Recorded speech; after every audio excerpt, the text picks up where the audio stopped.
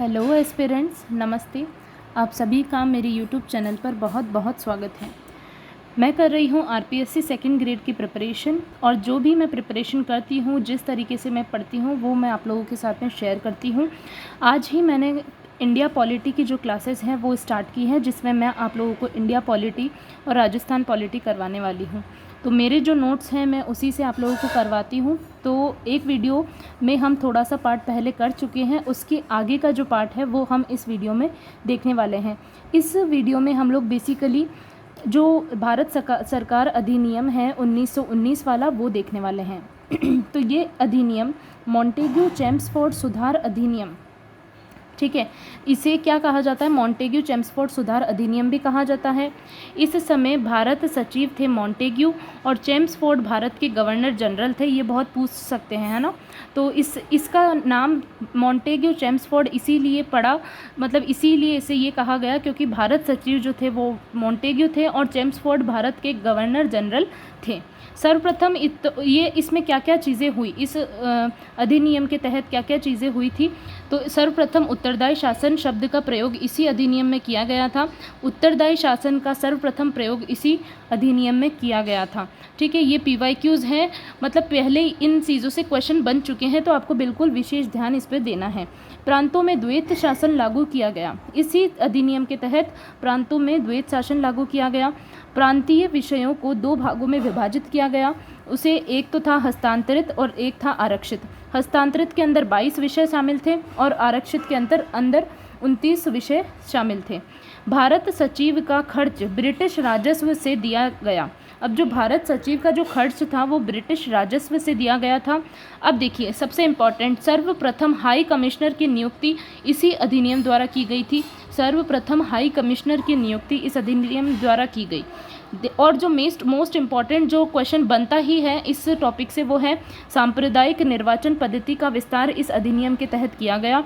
सांप्रदायिक निर्वाचन पद्धति का विस्तार इस अधिनियम के तहत किया गया। केंद्र में द्विस्नात्मक विधायिका स्थापना की गई। ठीक है, केंद्र में द्विस्नात्मक विधायिका स्थापना की गई, जिसमें 1919 के अधिनियम के तहत केंद्रीय विधानमंडल को दो भागों में बांटा गया। केंद्रीय विधानमंडल को दो भागों में बांटा गया, एक तो विधानसभा और एक राज्य परिषद, जिसे हम इंग्लिश में बोलते हैं लेजिस्लेटिव असेंबली और काउंसिल ऑफ स्टेट। ठीक है, अब जो लेजिस्लेटिव असेंबली है यानी कि विधानसभा है, वो क्या है? निम्न सदन है, और जिसका कार्यकाल क्या है? 3 वर्षों का है। तो कार्यकाल क्या है? 3 वर्षों का है। और जो राज्य परिषद है यानी काउंसिल ऑफ स्टेट है, वो उच्च सदन है और इसका कार्यकाल 5 वर्षों का है। तो इसलिए देखिए, ऐसे आप याद कर रख सकते हैं, जिसका कार्यकाल बड़ा वो उच्च सदन, जिसका कार्यकाल छोटा वो निम्न सदन। ठीक है, इसके अंदर 145 सदस्य थे। विधानसभा के अंदर 145 सदस्य, राज्य परिषद के अंदर 60 सदस्य। ठीक है, इस तरीके से। अब देखिए, अब आगे की बात करते हैं। अब जो ये 145 सदस्य हैं, उसमें से जो निर्वाचित थे और जो मनोनीत थे, वो देखिए 104 तो निर्वाचित थे और 41 मनोनीत थे। और इसमें से 60 सदस्य थे। 60 में से 33 तो निर्वाचित सदस्य और 27 मनोनीत सदस्य। ठीक है, अब इस जो मनोनीत इस सदस्य हैं, उनमें से भी अलग अलग जो हैं, देखिए 41 मनोनीत सदस्य हैं, उसमें से 26 सदस्य तो सरकारी हैं और 15 सदस्य गैर सरकारी हैं। ठीक है, और 23 तो निर्वाचित है। मनोनीत जो 27 हैं, इसके अंदर 27 मनोनीत सदस्य, जिसमें से 20 सदस्य तो सरकारी हैं और 7 सदस्य गैर सरकारी हैं। ठीक है, तो ये जो फ्लो चार्ट है, इस फ्लो चार्ट को आप लोगों को बहुत अच्छे से याद कर लेना है, बिल्कुल अच्छे से समझ लेना है। एक बार फिर से हम लोग देख लेंगे कि 1919 के अधिनियम के तहत केंद्रीय विधानमंडल को दो भागों में बांटा गया, विधानसभा और राज्य परिषद। विधानसभा को निम्न सदन कहा जाता है और इसका कार्यकाल 3 वर्षों का होता है।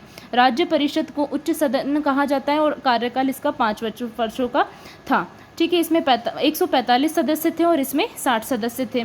145 को भी दो भागों में बांटा गया, निर्वाचित और मनोनीत, जिसमें से 104 तो निर्वाचित और 41 मनोनीत।